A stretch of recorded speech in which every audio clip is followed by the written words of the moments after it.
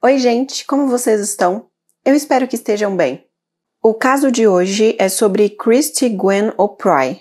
Christy era muito apegada à sua família, era uma ótima mãe e estava fazendo vários planos para o futuro quando desapareceu. Seus familiares e os investigadores iniciaram as buscas por ela, mas só encontrariam a resposta para o que realmente aconteceu com ela mais de uma década depois. E o que eles descobriram sobre o que aconteceu com ela deixou seus familiares devastados. Entendam como tudo aconteceu e o desfecho desse caso no vídeo de hoje. Se ainda não for inscrito no canal, eu te convido a se inscrever, ativem o sino das notificações, porque daí assim que eu postar um vídeo, o YouTube já te notifica e você já consegue vir assistir. Deixe o seu comentário aqui embaixo, pois ele é muito importante. E não se esqueça que toda segunda-feira, às 20 horas, tem vídeo novo aqui no canal. Mas é importante que vocês ativem o sino das notificações, porque se eu postar algum vídeo extra no meio da semana, o YouTube vai te notificar. E me sigam na minha outra rede social, porque sempre que tem vídeo novo aqui, eu aviso por lá. E agora, vamos para o caso de hoje. Christy Gwen O'Pry nasceu em 8 de maio de 1970 em Maiden, cidade na Louisiana. Seus pais se chamavam Patrick Michael O'Pry e Janet Anderson O'Pry. Na época em que tudo aconteceu, ela morava em Shreveport, cidade na Louisiana, e tinha 26 anos. Uma homenagem que foi feita a ela diz que Christy é lembrada por sua beleza e compaixão. Ainda segundo relatos de pessoas que a conheciam, a Christy era um espírito livre que amava a natureza, cachorros e música.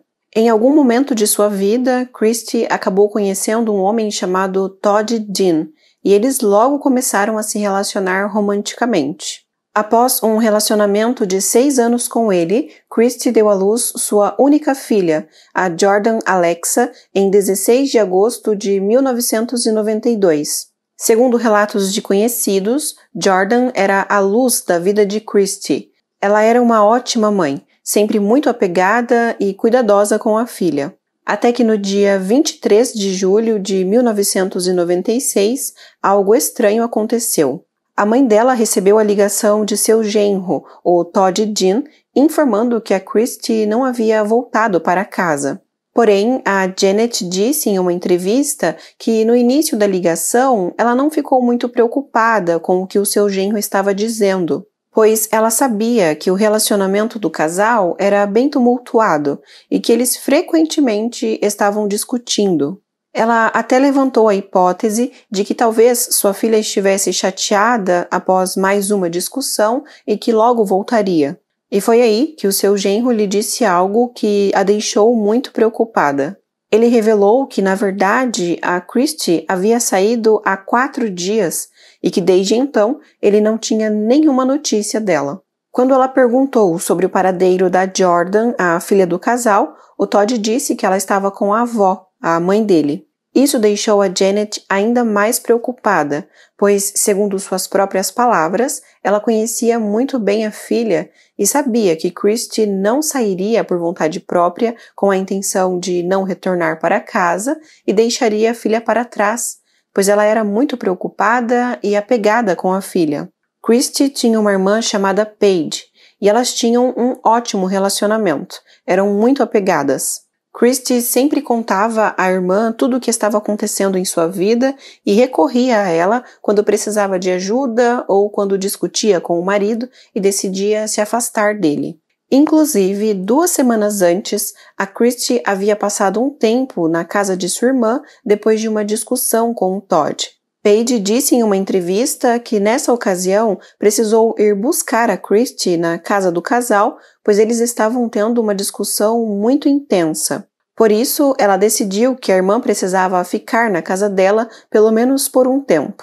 E essa não era a primeira vez em que a Christy precisava sair de casa para ficar um tempo longe do marido depois de alguma discussão. E, segundo a Paige, Todas as vezes em que ela saía de casa e ficava na casa de algum parente ou na casa da própria irmã, os familiares nunca contavam ao Todd onde ela estava, e eles faziam isso como uma forma de proteger a Christy, pois o Todd era conhecido por ficar descontrolado nessas discussões do casal. Sabendo de tudo isso, a Janet decidiu entrar em contato com a Paige para ver se ela tinha alguma notícia da Christy. Porém, desta vez, algo diferente aconteceu.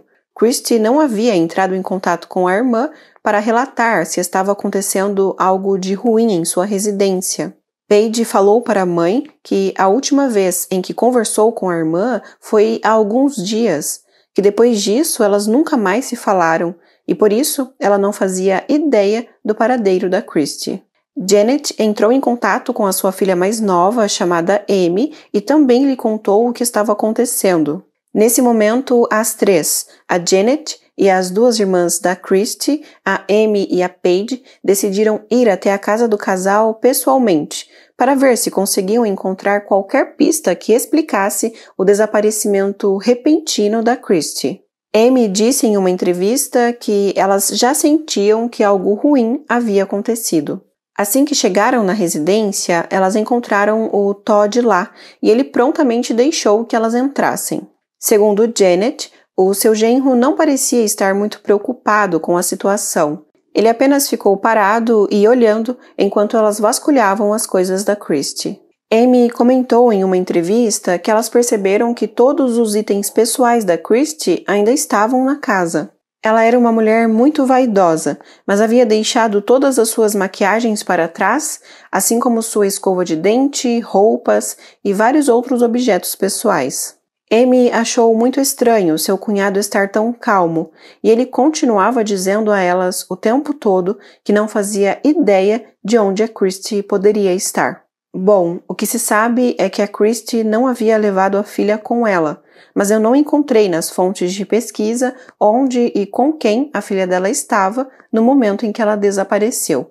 A única informação que encontrei é que no momento em que ele ligou para informar o desaparecimento da Christy, a filha deles estava com a avó paterna. Amy os convenceu que precisavam entrar em contato com a polícia e informar o desaparecimento dela imediatamente. Assim que chegaram no departamento de polícia, eles conversaram com um detetive chamado Charles Scholes. Charles disse em uma entrevista que os familiares da Christy disseram a ele que ela estava desaparecida há 4 dias e fizeram o relatório de pessoa desaparecida do departamento. Depois disso, Charles resolveu ir até a casa do Todd. Ele e uma detetive chamada Kay Ward disseram que ficaram impressionados com a calma do Todd.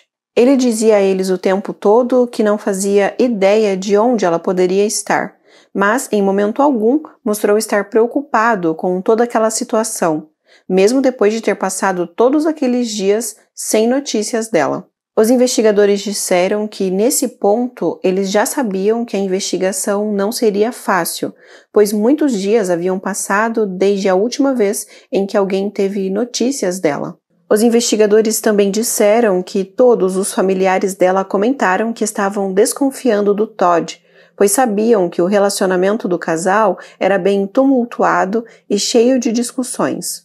E a mãe e as irmãs dela estavam muito chateadas com ele pelo fato dele não ter informado a família antes sobre o desaparecimento da Christy, pois, como já dito, ele resolveu informá-las apenas 4 dias depois. Elas acreditavam que se ele tivesse informado antes, seria mais fácil tentar encontrá-la, e isso só fazia a família desconfiar ainda mais dele. Segundo relatos de familiares, no início o relacionamento da Christy com o Todd era feliz. Eles se davam bem e gostavam da companhia um do outro, mas com o tempo isso foi mudando, pois o Todd passou a beber muito, e na maioria das vezes em que bebia, ele ficava descontrolado e acabava agredindo a Christy. Segundo a irmã mais velha dela, a única coisa que mantinha o relacionamento dos dois era a filha do casal. Christy sempre dizia a todos que sua filha era sua vida e que faria qualquer coisa por ela. Paige revelou em uma entrevista que nos dias que antecederam o desaparecimento da Christy, ela estava decidida a mudar de vida. Ela comentou com a irmã que estava decidida a encontrar um emprego e também queria comprar um carro para ter mais independência. Ela também estava planejando sair daquele relacionamento e, é claro, levaria a filha consigo. Logo, a Paige contou sobre suas suspeitas aos investigadores. Ela acreditava que a irmã poderia ter dito ao Todd sobre os seus planos para o futuro e que, mais uma vez, ele pode ter se descontrolado. Assim como os outros familiares, a Paige também acreditava que seu cunhado estava envolvido no desaparecimento da Christie. Kay, uma detetive que trabalhou no caso, disse que já é costume dos investigadores começarem as investigações com as pessoas que são mais próximas da vítima. E depois de ouvirem todos os relatos dados pelos familiares da Christie, os investigadores não tinham dúvidas de que precisavam iniciar as suas investigações focando primeiro no Todd. Eles já sabiam que o casal costumava discutir muito e que, em algumas dessas discussões, o Todd acabou agredindo a Christie. Mas, segundo a detetive Kay, eles decidiram perguntar ao Todd se isso realmente havia acontecido, e ele confirmou que sim. Que por várias vezes eles discutiam e essas discussões acabavam saindo do controle. Assim como os familiares dela, os investigadores também estavam suspeitando muito do Todd. Segundo o investigador Charles, eles acharam muito estranho o fato do Todd não ter se preocupado antes com o desaparecimento de sua esposa e que só depois de 4 dias ele decidiu informar alguém sobre o que estava acontecendo com ela. Que em momento algum ele tentou entrar em contato com ela para verificar se ela estava bem e onde ela estava, que definitivamente essas atitudes dele não eram normais, ainda mais se tratando de sua esposa e mãe de sua filha. Como Todd negou estar envolvido no desaparecimento da Christie, os investigadores conseguiram um mandado de busca para a residência que os dois dividiam. Mas, segundo o investigador Charles, eles procuraram por todas as partes da residência para tentar encontrar qualquer evidência que mostrasse que alguma briga poderia ter saído do controle ali, mas eles não encontraram nenhuma evidência que indicasse isso. Os investigadores voltaram a conversar com ele e pediram que ele lhes contasse sobre como foi o último dia em que ele viu a Christie e o que ele conversou com ela.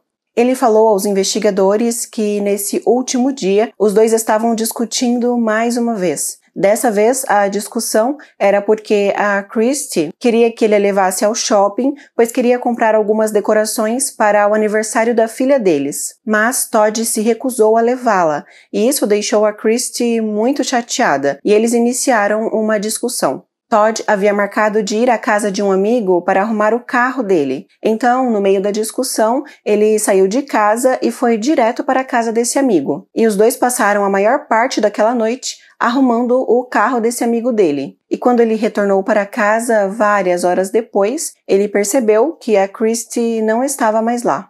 Os investigadores decidiram ir conversar pessoalmente com esse amigo do Todd.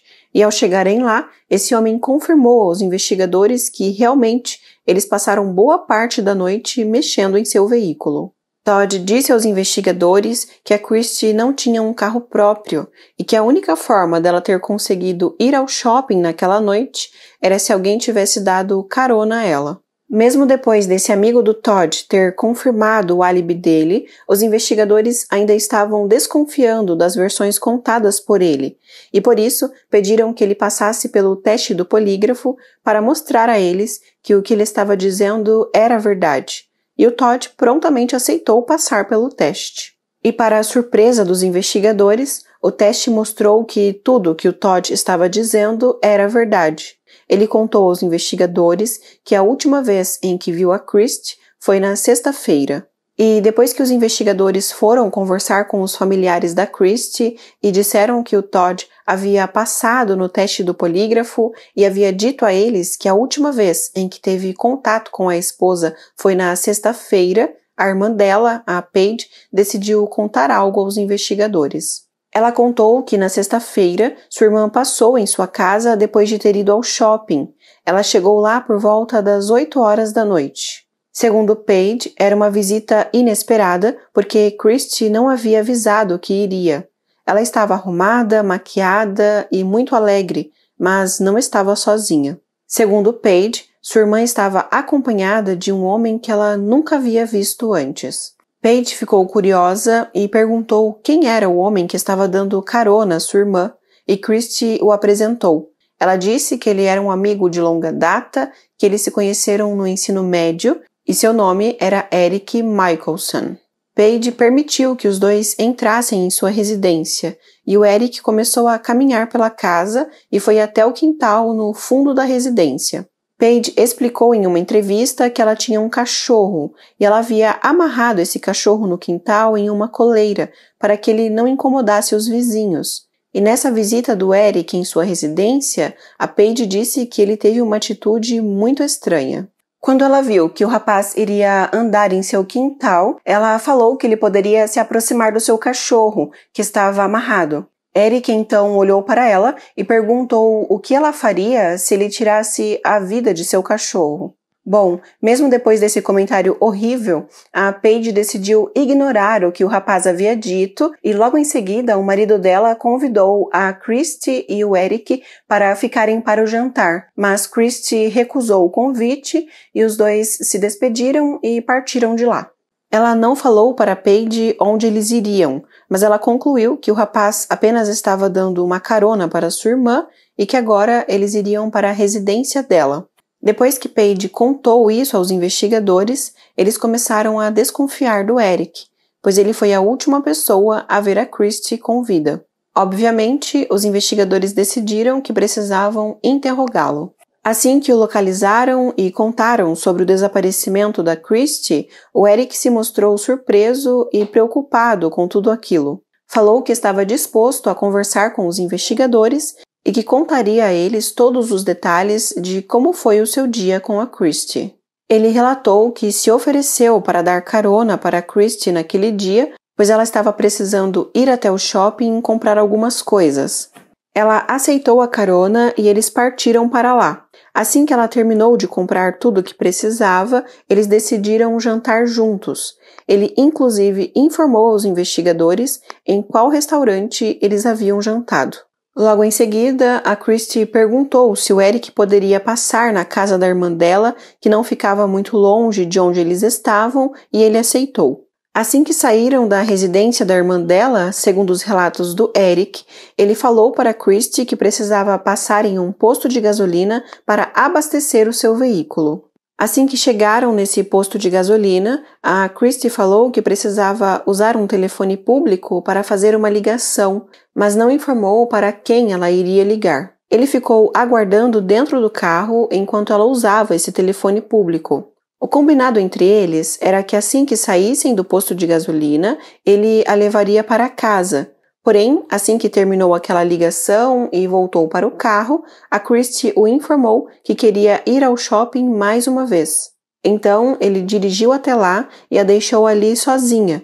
Segundo ele, essa foi a última vez em que ele a viu. Ainda explicando aos investigadores o que ele fez depois de sair de lá, ele disse que decidiu ir para o centro da cidade para ver se encontraria algum amigo por ali. Depois de andar um pouco e não encontrar nenhum amigo, ele decidiu voltar para casa por volta das 10h30 da noite. Os investigadores acharam que as declarações dadas pelo Eric eram suspeitas, então eles decidiram ir até o posto de gasolina, onde ele havia dito que a Christie fez aquela ligação usando um telefone público que havia ali.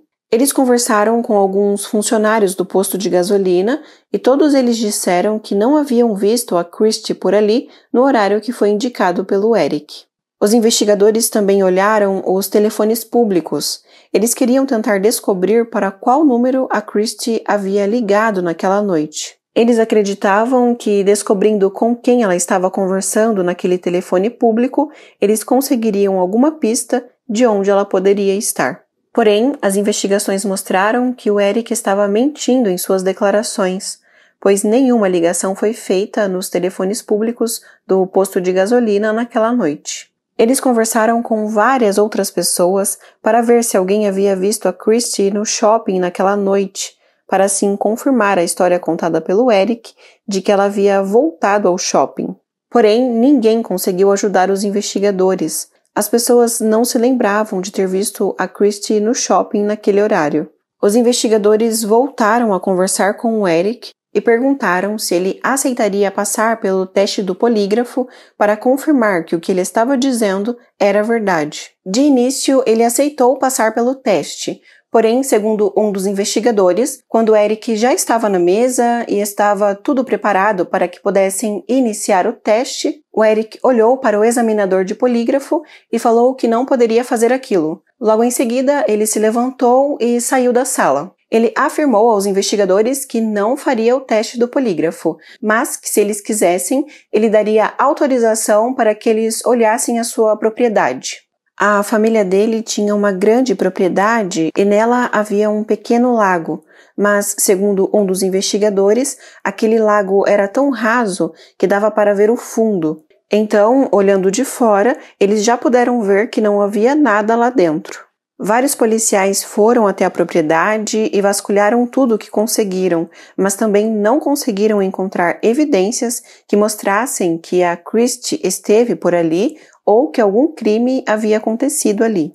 Os investigadores decidiram que precisavam deixar o Eric um pouco de lado nas investigações, visto que não encontraram nada que pudesse ligá-lo ao desaparecimento da Christy, para que assim pudessem investigar outras coisas. Os familiares dela decidiram que ajudariam os investigadores nas buscas. Segundo sua irmã mais velha, eles fizeram vários folhetos com a foto dela pedindo qualquer informação que pudesse ajudar. E com a ajuda de outras pessoas, os familiares passaram a distribuir esses folhetos por vários lugares diferentes. Logo, a notícia do desaparecimento dela começou a se espalhar e os jornais começaram a divulgar diariamente o caso da Christy. Inclusive, jornais de outros estados estavam noticiando sobre isso também. A Jordan, filha da Christy, tinha apenas 3 anos de idade na época em que a sua mãe desapareceu, mas ela disse em uma entrevista que tem lembranças daquela época. Que ela se lembra de andar com a sua tia pela cidade e que elas carregavam vários panfletos com a foto de sua mãe. E ela se lembra de ver a sua tia espalhando esses panfletos por todos os cantos da cidade. Sua irmã mais velha disse que quanto mais o tempo ia passando, mais a angústia deles ia aumentando, e eles estavam dispostos a fazer qualquer coisa para encontrá-la. Quando viram que somente entregar os panfletos não estava adiantando, eles resolveram oferecer uma recompensa para qualquer pessoa que desse qualquer informação que pudesse ajudar. Também decidiram contratar um investigador particular. Eles investigavam qualquer pista pequena que aparecia, mas infelizmente nenhuma pista os levou ao paradeiro da Christy. Os dias se transformaram em semanas e as esperanças dos familiares dela começaram a acabar quando finalmente chegou o aniversário de 4 anos da Jordan e a Christy não compareceu. Sua irmã mais velha disse que, nesse momento, passou a ter certeza de que a sua irmã não voltaria mais para casa, que provavelmente ela estava sem vida, pois sempre foi uma mãe muito dedicada e estava muito animada para o aniversário de 4 anos de sua filha. Tanto que, um pouco antes de desaparecer, ela e o Todd discutiram, pois ela queria ir até o shopping para comprar os preparativos para essa festa. Ela nunca deixaria de comparecer no aniversário de sua tão amada filha por vontade própria. Os investigadores não conseguiram encontrar mais nenhuma pista que indicasse algum suspeito ou o que realmente havia acontecido com a Christy. Com isso, o tempo foi passando. Mais de uma década se passou sem que a família dela conseguisse uma resposta. A irmã mais nova dela disse que depois do desaparecimento de sua irmã, a vida de sua família mudou para sempre. Eles passaram muito tempo procurando por ela e quanto mais o tempo passava, mais a angústia deles aumentava. A família nunca mais foi a mesma. Até que no dia 11 de julho de 2007, 11 anos depois do desaparecimento dela, um outro caso aconteceu em Louisiana. Um homem chamado Charlie Martin, de 86 anos, desapareceu. A filha dele, chamada Cynthia, disse que estava ligando para o seu pai, mas ele não a atendia. Ela ligou várias vezes e com isso ficou muito preocupada. Ela explicou em uma entrevista que sabia que o seu pai estava doente e estava tentando convencê-lo a ir ao médico. E quando ele parou de atender as suas ligações, ela entrou em contato com o seu marido e o seu filho e eles decidiram ir pessoalmente até a casa do seu pai para ver o que estava acontecendo. Charlie era um veterano de guerra e morava sozinho. Cynthia relatou que enquanto estava a caminho da casa de seu pai, ela estava muito preocupada, pois pensava que talvez ele tivesse caído e não estava conseguindo se levantar, pois era bem idoso. Assim que foram se aproximando da residência, ela já notou algumas coisas estranhas. Segundo ela, todas as luzes da varanda estavam acesas e o carro do seu pai não estava na garagem. Cynthia tinha uma cópia das chaves da casa de seu pai, então eles conseguiram entrar. Porém, ao andarem pela casa, notaram que ele não estava lá. Assim que se aproximaram do quarto dele, notaram que a porta estava aberta e que o trinco dela estava todo quebrado, como se alguém tivesse forçado a entrada. Eles também notaram que havia sinais de luta no quarto. E logo o marido da Cynthia pediu que eles saíssem da residência e chamassem a polícia, pois algo ruim havia acontecido ali. Eles chamaram a polícia e rapidamente os investigadores chegaram lá. Enquanto os investigadores conversavam com a família do lado de fora da casa, uma equipe forense vasculhava o local. E foi aí que eles encontraram algumas evidências preocupantes. Eles encontraram manchas vermelhas no tapete do quarto e também no banheiro. Testes confirmaram posteriormente que essas manchas eram sangue. Mas, segundo um dos investigadores, aparentemente alguém tentou encobrir um crime ali, pois eles conseguiram encontrar vários produtos de limpeza espalhados pela casa. Os policiais também encontraram uma janela da casa que estava quebrada, e olhando todas essas evidências, eles concluíram que provavelmente algo muito ruim havia acontecido com o Charlie. Aquele não era apenas um caso de uma pessoa desaparecida. Eles passaram a acreditar que alguém havia invadido a casa dele para roubá-la e que, infelizmente, essa pessoa acabou tirando a vida do Charlie nessa ocasião. Olhando seus pertences pessoais, os investigadores puderam perceber que uma coleção de moedas que ele tinha estava faltando. A filha dele também disse aos investigadores que seu pai costumava deixar uma arma embaixo de seu travesseiro. Porém, os investigadores não conseguiram encontrar esse objeto e logo concluíram que quem invadiu a residência levou esse objeto também.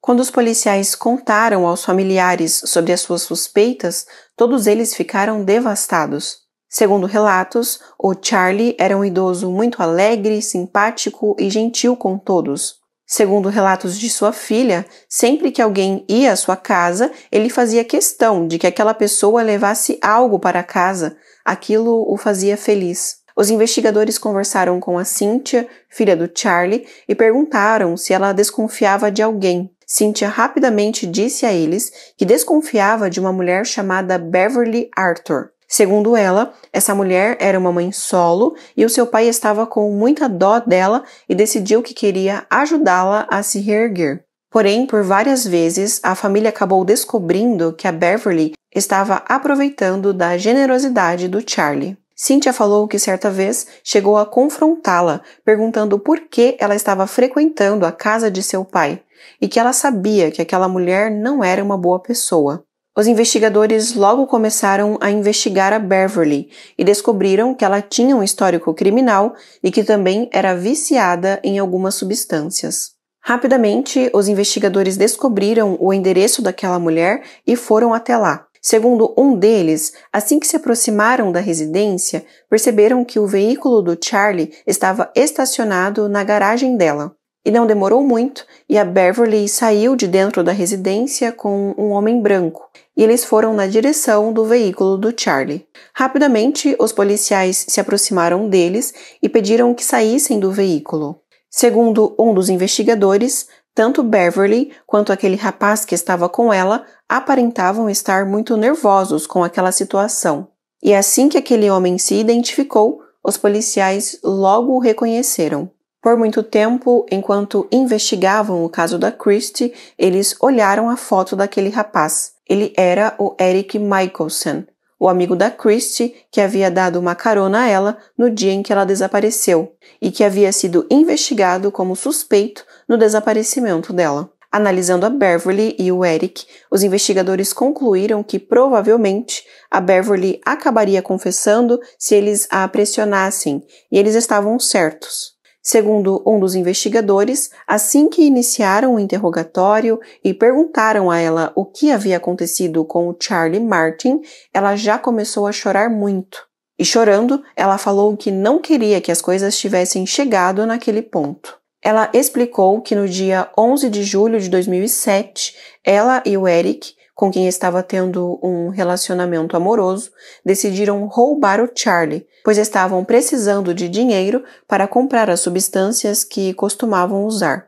Ela disse que sabia que o Charlie tinha problemas auditivos, pois ela estava acostumada a frequentar a residência dele porque ele a ajudava financeiramente, pois tinha dó dela pelo fato dela ser mãe solo e estar passando por dificuldades financeiras. Assim que entraram, perceberam que a porta do quarto do idoso estava trancada e então começaram a colocar o seu plano em ação. Ainda segundo ela, em certo momento, o seu namorado Eric se transformou. Ele parecia estar descontrolado e começou a chutar a porta do quarto do Sr. Charlie. Assim que conseguiu entrar, ele começou a pressionar o pescoço dele, até que ele não resistiu e faleceu. Ela colocou toda a culpa pelo falecimento do Charlie em cima do Eric e afirmou que o seu único objetivo ao entrar ali era roubar, que nunca quis que aquilo acontecesse com o Charlie. Depois de colher todas essas informações da Beverly, os investigadores decidiram ir conversar com o Eric.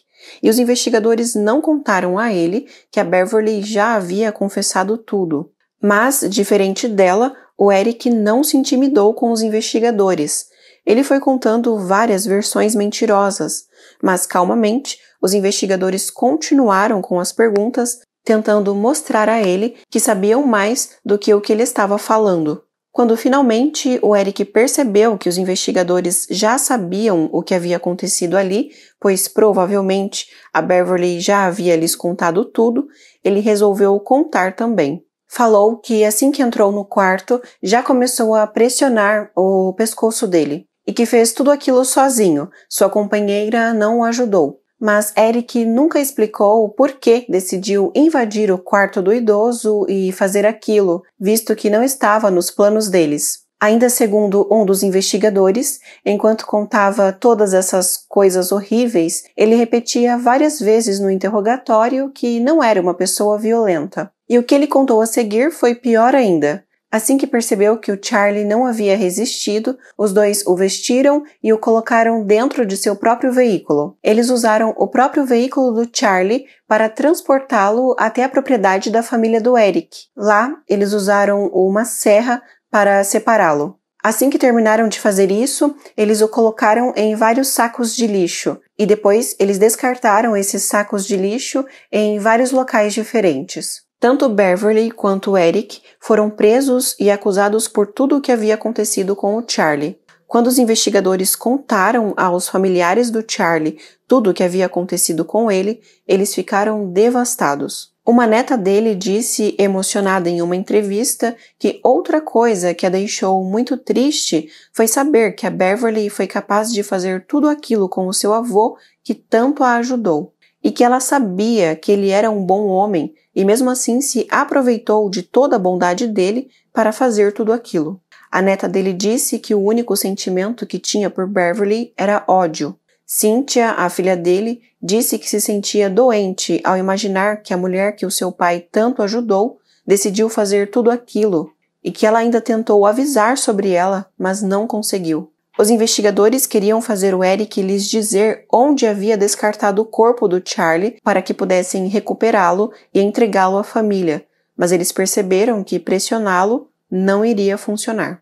Então começaram a estabelecer uma relação amigável com ele. Um dos investigadores disse que eles precisaram se esforçar para não mostrar ao Eric o quanto o desprezavam, pois se fizessem isso, ele iria se fechar e não contaria mais nada. Essa estratégia de ter um bom relacionamento com ele funcionou, pois ele concordou em levar os policiais até o local onde havia descartado Charlie. Assim, eles puderam recuperá-lo e o entregaram para a família.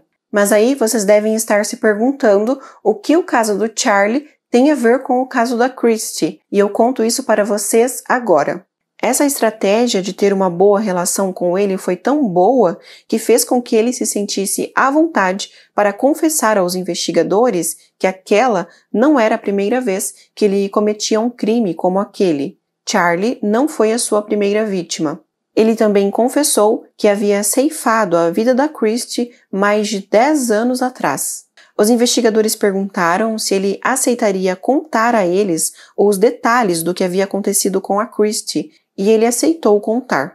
Ele explicou que assim que saíram da residência da irmã dela, eles estavam felizes e conversando normalmente. Ele estava sendo simpático com ela enquanto lhe dava aquela carona, até que do nada, segundo seus relatos, ele sentiu algo batendo em seu ombro e, nesse momento, ele perdeu o controle de seus atos. Ele acha que algo maligno o fez se descontrolar. Então, ele pegou no pescoço dela, assim como fez com o Charlie. Apertou até perceber que ela não havia resistido. Ainda de maneira sarcástica, ele diz aos investigadores que acha que gosta de pegar em pescoços para cometer os seus crimes. Depois de ter feito tudo aquilo, Eric contou aos investigadores, sem demonstrar remorso, como fez para descartar a Christie. Ele contou que na propriedade de sua família eles possuíam um pequeno lago. Então, de início, ele pensou que poderia escondê-la ali. Amarrou 2 pedaços grandes de concreto nela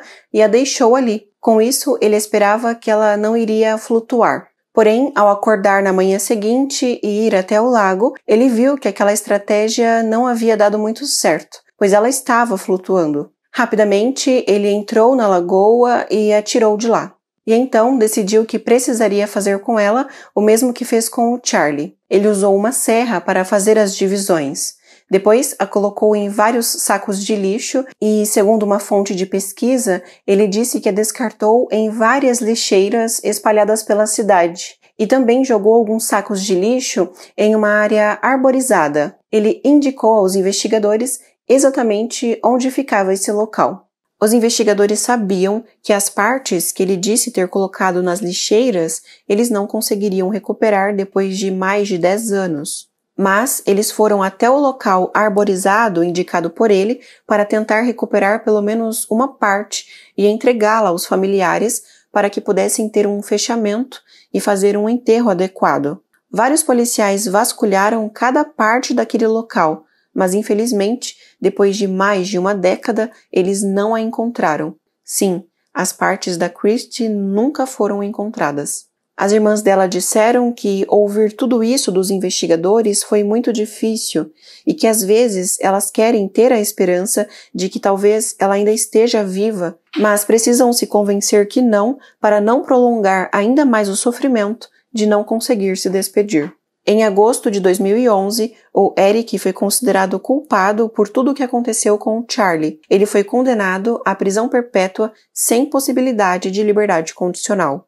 A Beverly Arthur se declarou culpada por tudo o que aconteceu com o Charlie em 2º grau, e assim como Eric, também foi condenada à prisão perpétua sem possibilidade de liberdade condicional. A neta de Charlie disse que, em sua opinião, a pena de morte seria mais justa no caso dos dois, pois ela e sua família acreditam que prisão perpétua é uma pena muito leve para eles, pois continuarão vivos, mesmo depois de interromperem a vida de seu avô da maneira que fizeram, mas que é aceitável saber que eles nunca mais sairão da prisão.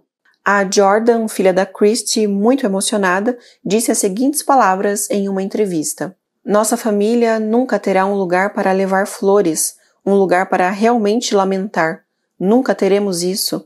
Ele poderia ter pelo menos nos dado isso." A última informação que encontrei sobre Jordan foi que ela estava planejando entrar na faculdade de medicina e se tornar psiquiatra. Seu objetivo é ajudar outras pessoas que passam por situações difíceis como a dela. Ela disse que quer honrar a vida de sua mãe com a sua própria vida. Eric também foi acusado por tudo o que aconteceu com a Christie, mas a única informação que encontrei foi que ele ainda não foi julgado pelo que fez com ela. Mas os familiares da Christie disseram que assistir ao julgamento e ver que ele nunca mais sairá da prisão foi o início do seu processo de cura.